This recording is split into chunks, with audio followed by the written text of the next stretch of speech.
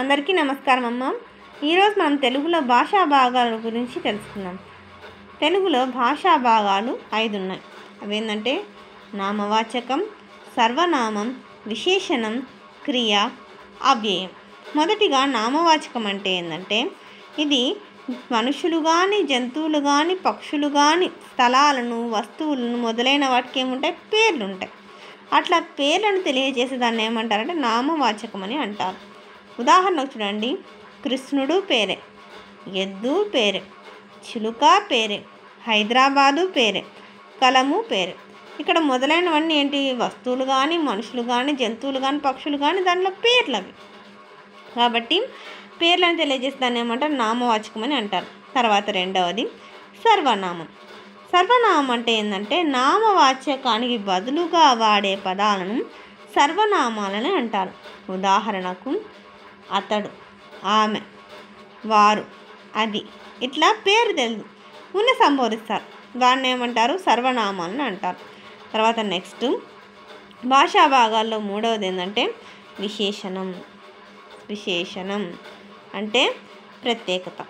నామవాచకాల యొక్క కానీ, సర్వనామాల యొక్క కానీ గుణాలను తెలిపేదాన్ని విశేషణాలని అంటారు.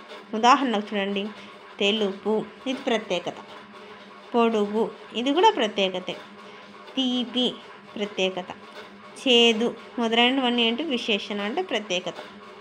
తర్వాత నెక్స్ట్ నాలుగవది క్రియ. కర్త చేసే పనిని తెలుపు పదాలను క్రియలు అంటారు. అర్థమవుతుందా? కర్త అంటే ఎవరు ఇక్కడ, మెయిన్. ఉదాహరణ చూడు, చూచాను, తినను, వెళ్ళను, ఇవన్నీ ఏంటివి, పనులు. పనులు తెలిపేదాన్ని ఏమంటారు, క్రియ అంటారు. నామవాచకం అంటే పేరుని తెలిపేది, పేరుకు బదులుగా వాడేది ఏంది, సర్వనామం. తర్వాత విశేషణం అంటే ఏంది, ప్రత్యేకత తెలిపేది. క్రియ అంటే పనిని తెలిపేది. అర్థమవుతుందా? తర్వాత లాస్ట్ది ఐదవది చూడు, లింగవచన విభక్తుల చేత మార్పు చెందని పదాలను అవ్యయాలు అంటారు. ఉదాహరణకి ప్రత్యేకత, ఆశ్చర్యంతో కూడుకునేది. అయ్యో, ఆహా, ఔరా, ఆశ్చర్యంతో ఉంటాయి. అర్థమవుతుంది? ఎవరైనా కానీ, ఆడ కానీ, మగ కానీ, విచక్షణ ఎవరైనా కాకుండా ఉంటాయి. అది ఎవరైనా కావచ్చు. ప్రత్యేకత, ఆశ్చర్యంతో కూడుకున్నది, వాటిని ఏమంటారు, అవ్యయాలు అంటారు. నెక్స్ట్ సమాపక క్రియ, అసమాపక క్రియ గురించి తెలుసుకుందాం. సమాపక క్రియ అంటే వాక్యాన్ని పూర్తి చేసి సమాపక క్రియ అంటారు. అర్థమవుతుందా? వాక్యాన్ని పూర్తి చేసే వాటిని ఏమంటారు, సమాపక క్రియలు అంటారు. ఉదాహరణకు భూతకాల క్రియ తిన్నాడు, వర్తమాన క్రియ తింటున్నాడు, భవిష్యత్తార్థక క్రియ తినగలడు, వ్యతిరేకార్థక క్రియ తినడు, తద్ధర్మార్థక క్రియ తింటాడు. తర్వాత నెక్స్ట్ అసమాపక క్రియలు. అసమాపక క్రియ అంటే వాక్యాన్ని పూర్తి చేయనిది, అంటే పూర్తి అర్థాన్ని ఇవ్వనట్టి దాన్ని ఏమంటారు, అసమాపక క్రియలు అని అంటారు. నెక్స్ట్ త్వార్థం. దీన్ని ఏమంటారంటే ధాతువుకు ఈ చేరుతుంది, తిని, వెళ్ళి, వచ్చి. తర్వాత వ్యతిరేకార్థకం.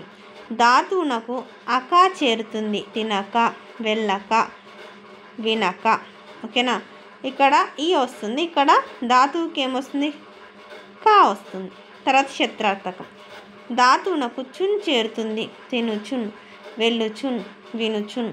తర్వాత నాలుగవది తుమ్మున్నర్థకం.